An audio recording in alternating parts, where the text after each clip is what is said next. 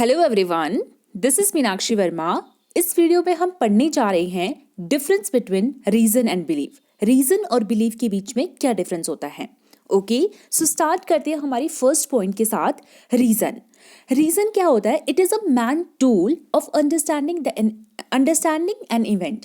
अगर आपने किसी भी इवेंट को समझना है, ठीक है, तो उसके पीछे आपको क्या करना पड़ता है? आपको एक रीज़न चाहिए होता है। आप किसी भी चीज़ को कोई भी कॉन्सेप्ट होता है, अगर आपने किसी भी कॉन्सेप्ट को समझना है, अंडरस्टैंड करना है, तो the tool behind understanding is reason. अगर आपसे कोई पूछे कि रीज़न क्या होता है, तो आप बोलोगे रीज़न एक ऐसा टूल होता है जिससे हम किसी भी इवेंट को, किसी भी कॉन्सेप्ट को या किसी भी फैक्ट को क्या कर सकते हैं, समझ सकते हैं।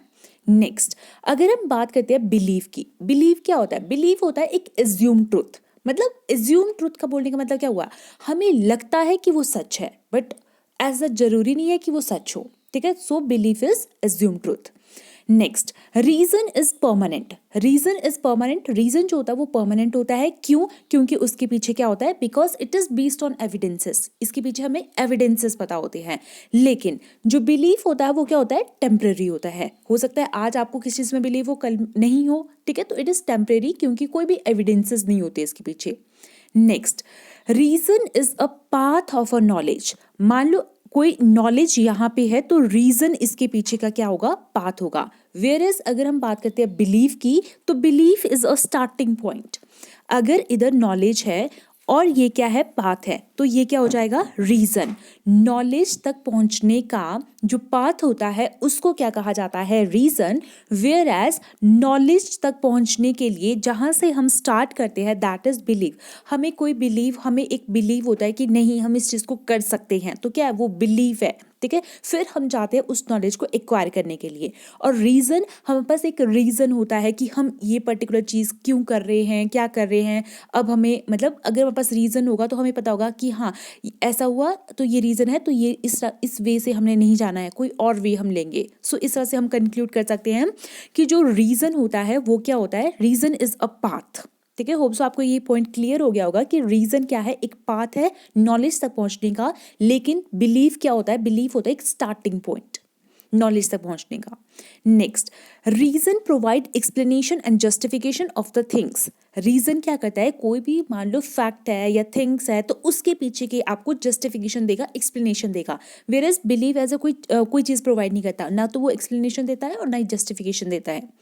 नेक्स्ट, अगर हम बात करते हैं reason, reason can vary from person to person, ठीक है। हो सकता है एक पर्सन आपको एक रीजन दे, दूसरा पर्सन आपको दूसरा रीजन दे, तो it can vary from person to person.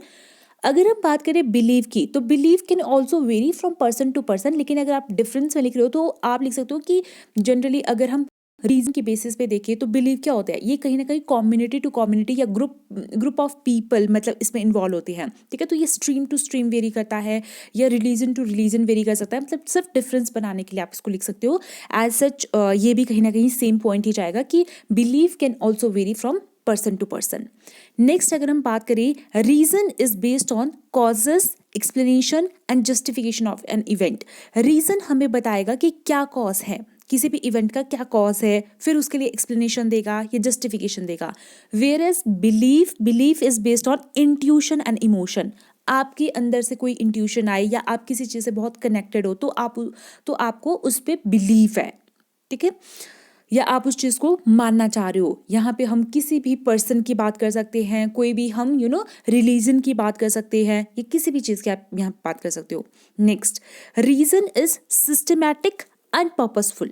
Reason क्या होता है? एक सिस्टमैटिक होता है, ठीक है, और उसका एक पर्पस होता है कि आपने किसी एंड तक पहुंचना है, आपका कोई एक गोल है या कोई आपका मोटिव है जिसको आपने अचीव करना है, तो एक पर्पस होगा रीजन में।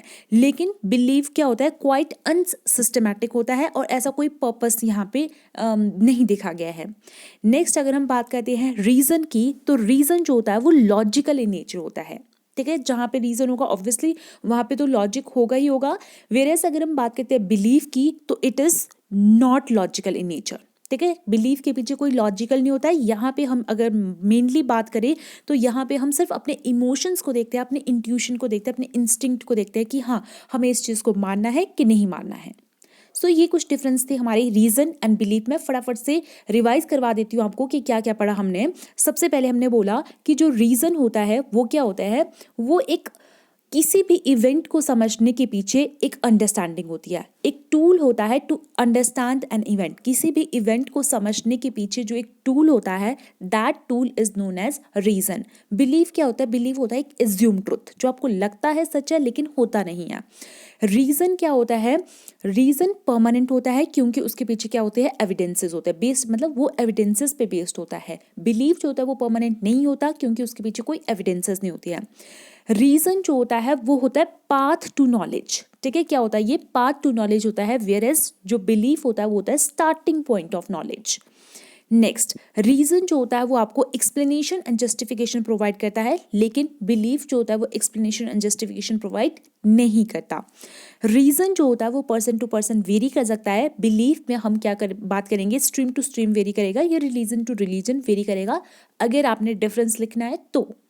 नेक्स्ट, रीजन क्या होता है, रीजन बेस्ड होता है कॉजेस पे, एक्सप्लेनेशन एंड जस्टिफिकेशन, लेकिन अगर हम बात करें बिलीफ की तो ये बेस्ड होता है इंट्यूशन एंड इमोशंस पे। नेक्स्ट हम अगर बात करें तो रीजन जो होता है वो systematic and purposeful in nature होता है, लेकिन जो बिलीफ होता है वो क्या होता है, अनसिस्टमैटिक होता है। रीजन जो होता है वो लॉजिकल इन नेचर होता है, वेयर एज अगर हम बात करें बिलीफ की तो बिलीफ जो होता है उसके पीछे कोई भी लॉजिक जो होता है, जनरली लॉजिक उसके पीछे इन्वॉल्व नहीं होता है। सो ये कुछ हमारे डिफरेंसेस थे। होप सो आपको कंटेंट अच्छा लगा होगा। Thank you and have a nice day.